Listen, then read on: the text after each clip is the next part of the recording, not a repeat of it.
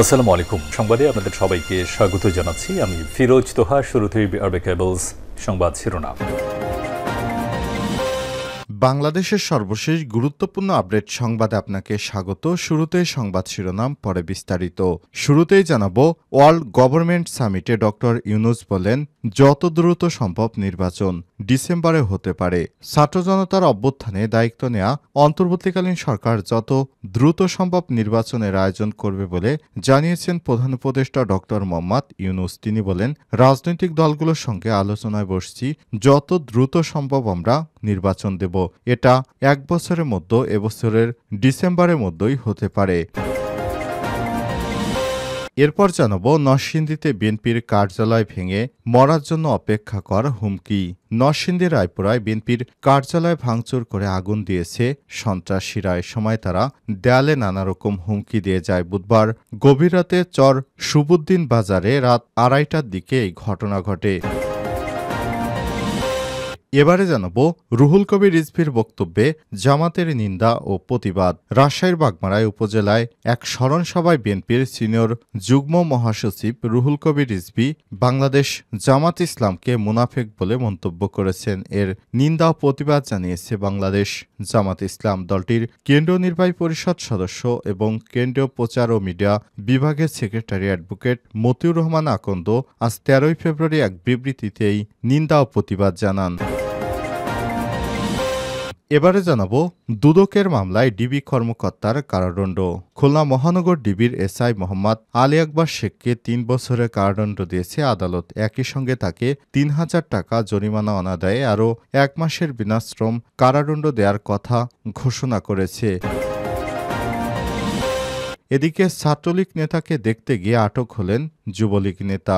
ঠাকুরগাঁও বালিয়াডাঙ্গিতে পুলিশের বিশেষ অভিযানে গ্রেপ্তার ছাত্রলীগ নেতার সঙ্গে দেখা করে ফেরার সময় যুবলীগ নেতাসহ আওয়ামী লীগ ও দলটির অঙ্গ সংগঠনের 3 জনকে আটক করেছে পুলিশের সদস্যরা।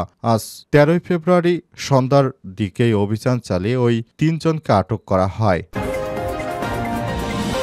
এবং সর্বশেষ জানাবো, বিএসএফ এর হাতে আটক 2 বাংলাদেশিকে ফেরত আনল বিজিবি। ঠাকুরগাঁও সীমান্ত দিয়ে অবৈধ ভারতে প্রবেশের চেষ্টাকালে 2 বাংলাদেশি নাগরিককে আটক করে ভারতীয় সীমান্তরক্ষী বাহিনী বিএসএফ। পরে ওই 2 বাংলাদেশি জনগণকে উদ্ধার করেছে বাংলাদেশের সীমান্তরক্ষী বাহিনী বিজিবি। প্রিয় দর্শক, এতক্ষণ শুনছিলেন সংবাদ শিরোনাম, এবারে বিস্তারিত। তবে তার আগে বন্ধুরা, অনুরোধ থাকবে সংবাদটিতে একটি লাইক দিন। এই চ্যানেলে আপনি নতুন হয়ে থাকলে আমাদের সংবাদটি দেখতে দেখতে চ্যানেলটি সাবস্ক্রাইব করে রাখুন। কমেন্ট করে বন্ধুরা আপনার মূল্যবান মতামত জানিয়ে দিন আপনি বিশ্বের কোন দেশ থেকে বা বাংলাদেশের কোন স্থান থেকে আমাদের সংবাদটি দেখছেন এবং শুনছেন। এবারে বিস্তারিত। ওয়ার্ল্ড গভর্নমেন্ট সামিটে ডক্টর ইউনূস বলেন, যত দ্রুত সম্ভব নির্বাচন ডিসেম্বরে হতে পারে নির্বাচন। ছাত্র জনতার গণ অভ্যুত্থানে দায়িত্ব নেওয়া অন্তর্বর্তীকালীন সরকার যত দ্রুত সম্ভব নির্বাচন আয়োজন করবে বলে জানিয়েছেন প্রধান উপদেষ্টা অধ্যাপক ডক্টর মোহাম্মদ ইউনূস। তিনি বলেছেন, রাজনৈতিক দলগুলোর সঙ্গে আলোচনায় বসছি, যত দ্রুত সম্ভব আমরা নির্বাচন দিয়ে দিব।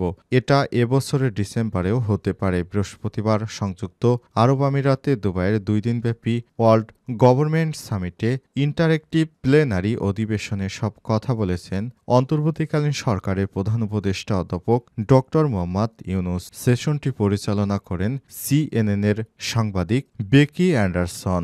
বাংলাদেশের অর্থনীতি, সমাজ, প্রশাসন সবকিছু ভেঙে পড়ার কথা উল্লেখ করে প্রধান উপদেষ্টা বলেছেন, বর্তমান সরকারের কাজ সবকিছু পুনর্গঠন করা, যেমন ব্যাংকিং খাত পুনঃব্যবস্থা করা। পুরোপুরি ধসে পড়েছিল এই খাত। $16 বিলিয়ন পাচার হয়ে গেছে। প্রথমত অর্থনীতি, দ্বিতীয়ত আইন শৃঙ্খলা, এরপর প্রতিষ্ঠানগুলো ঠিক করতে হবে। এ সময় বাংলাদেশের রিজার্ভ তলানিতে চলে গেছে বলেও উল্লেখ করেছেন তিনি। ডক্টর মোহাম্মদ ইউনূস বলেছেন, আমাদের সামনে এখন সবচেয়ে বড় চ্যালেঞ্জ দেশে আইন শৃঙ্খলা পরিস্থিতি ফিরে আনা, সামাজিক শৃঙ্খলা ও ভঙ্গুর অর্থনৈতিক স্থিতিশীলতা ফিরে আনাও আমাদের সামনে বড় চ্যালেঞ্জ। ফ্যাসিস্ট সরকার, এর বিচার করতে আমরা কাজ করছি। তার বিচার করার পরে তারপর বর্তমান সরকার নির্বাচনের দিকে অগ্রসর হবে। এই বিচার কাজ শেষ না হলে আগামীতে আবারও বাংলাদেশে ফ্যাসিস্টের জন্ম হতে পারে। এজন্য ফ্যাসিস্টের বিচার সবার আগে, তারপর সংস্কার শেষেই নির্বাচন। নরসিংদীতে বিএনপির কার্যালয় ভেঙে মরার জন্য অপেক্ষা কর হুমকি। নরসিংদী রায়পুরায় বিএনপির কার্যালয় ভাঙচুর করে আগুন দিয়েছে সন্ত্রাসীরা। এ সময় তারা দেয়ালে নানা রকম হুমকি দিয়ে যায়। বুধবার রাতে উপজেলার চরশুদ্দু বুদ্দিন বাজারে রাত ২:৩০টার দিকে এই ঘটনা ঘটেছে। পুলিশ এবং স্থানীয় সূত্র থেকে জানা গেছে, রাতে একদল দুর্বৃত্ত কার্যালয়ের তালা ভেঙে ভেতরে প্রবেশ করে এরপর সেখানে ভাঙচুর চালায়। এতে চেয়ার টেবিল, টিভি, চেয়ার, বিভিন্ন আসবাবপত্র, জিনিসপত্র ভাঙচুর চালিয়েছে। দেয়ালে লাল কালিতে জয় বাংলা ও মরার জন্য অপেক্ষা কর লিখেও হুমকি দেওয়া হয়। পরে কার্যালয়ে আগুন লাগিয়ে পালিয়ে যায় তারা। কার্যালয়ে আগুন জ্বলতে দেখে স্থানীয়রা পানি ও বালু ছিটিয়ে আগুন নিয়ন্ত্রণে আনার চেষ্টা করে। বিষয়ে চর সুবুদ্দিন ইউনিয়ন বিএনপির সভাপতি দানিশ মিয়া বলেছেন, এই ঘটনার সঙ্গে কারা জড়িত জানি না, তবে ধারণা করছি ফ্যাসিস্টের দোসররাই জড়িত। এই ঘটনা ঘটাতে পারে, যারাই জড়িত কেন তাদের দ্রুত শনাক্ত করে শাস্তির দাবি করছি। রায়পুরা থানার ওসি প্রবীর কুমার ঘোষ বলেছেন, বিষয়টা আমরা শুনেছি, আমরা প্রাথমিক তদন্ত করছি, তবে এ বিষয়ে কোনো লিখিত অভিযোগ পাইনি। অভিযোগ পেলে দ্রুত তদন্ত করে ব্যবস্থা গ্রহণ করা হবে। রুহুল কবির রিজভীর বক্তব্যে জামাতের নিন্দা ও প্রতিবাদ। রাজশাহীর বাগমারা উপজেলায় ১২ ফেব্রুয়ারি এক স্মরণসভায় বিএনপির যুগ্ম মহাসচিব রুহুল কবির রিজভী জামাত ইসলামকে মুনাফেক বলে মন্তব্য করেছেন। এর নিন্দা ও প্রতিবাদ জানিয়েছে বাংলাদেশ জামাত ইসলামী। দলটির কেন্দ্রীয় নির্বাহী পরিষদ সদস্য ও কেন্দ্রীয় প্রচার ও মিডিয়া বিভাগের সেক্রেটারি অ্যাডভোকেট মতিউর রহমান আকন্দ ১৩ ফেব্রুয়ারি এক বিবৃতিতে এই নিন্দা ও প্রতিবাদ জানিয়েছেন। বৃহস্পতিবার ১৩ ফেব্রুয়ারি গণমাধ্যমে পাঠানো এক বিবৃতিতে সব তথ্য জানানো হয়। বিবৃতিতে তিনি বলেন, ১২ ফেব্রুয়ারি রাজশাহীর বাগমারা উপজেলার স্মরণ সভায় বিএনপির যুগ্ম মহাসচিব রুহুল কবির রিজভী, আমরা জামাতকে সমর্থন করিনি। বিএনপির উদারতার কারণে তারা বাংলাদেশে প্রথম রাজনীতি করার সুযোগ পায়, কিন্তু সব সময় এই দলটি মুনাফিকি করেছে। মুনাফিকি ছাড়া তারা কিছুই করেনি, এই মর্মে এমন মন্তব্য করেছেন তা আপত্তিকর, ভিত্তিহীন এবং রাজনৈতিক উদ্দেশ্য প্রণোদিত। আমরা তার এই বক্তব্যের নিন্দা ও প্রতিবাদ জানাচ্ছি। রুহুল কবির রিজভীর বক্তব্য শিষ্টাচার বহির্ভূত মন্তব্য করে তিনি বলেছেন, রুহুল কবির রিজভী জামাত ইসলামের বিরুদ্ধে এসব কথা উচ্চারণ করে আসলে কি অর্জন করতে চান তা আমাদের কাছে স্পষ্ট নয়। ফ্যাসিবাদ মুক্ত পরিবেশে দেশকে এখন ঐক্যবদ্ধভাবে এগিয়ে নিয়ে যাওয়ার কথা। সেই মুহূর্তে তার এই বক্তব্য জাতীয় ঐক্য বিরোধী এবং দূরসন্ধিমূলক। দেশবাসীকে মনে করিয়ে দিতে চাই, এ ধরনের বক্তব্য সৌজন্যতা ও রাজনৈতিক শিষ্টাচার বহির্ভূত। তারা একটি দলকে হেয় প্রতিপন্ন করার জন্য বিভিন্ন অসঙ্গতিক কথাবার্তা বলে জামাত ইসলামের ভাবমূর্তি নষ্ট করছে। এতে আমরা স্পষ্ট করে বলতে চাই, জামাত ইসলাম কারো সঙ্গে মুনাফিকি করেনি। মুনাফিকি কারা করেছে সেটা জাতির সামনে স্পষ্ট হয়ে গেছে বলেও মন্তব্য করেছেন তিনি। দুদকের মামলায় ডিবির কর্মকর্তারা কারাদণ্ড।